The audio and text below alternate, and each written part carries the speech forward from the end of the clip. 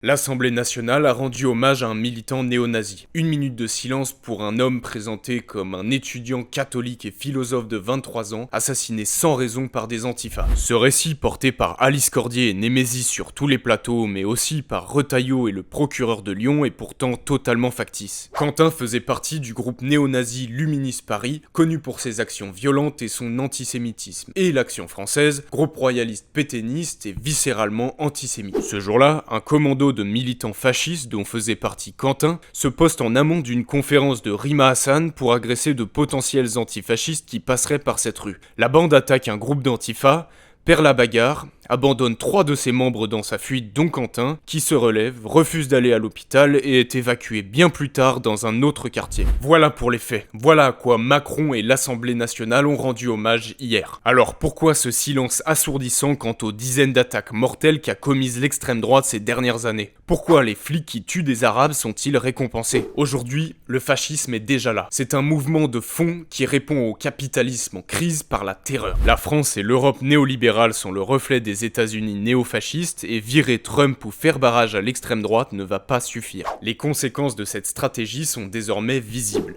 LFI, le seul parti social-démocrate, est criminalisé et l'extrême gauche, la vraie, est invisible aux yeux du grand public. Les locaux et militants de gauche sont attaqués en plein jour et cette peste brune est soutenue par la bourgeoisie au pouvoir dans les usines, les médias et les institutions. Face à ce mouvement historique, il nous faut nous organiser et lutter par le bas. Nos votes n'y changeront rien, c'est le socialisme ou la barbarie qui nous attend.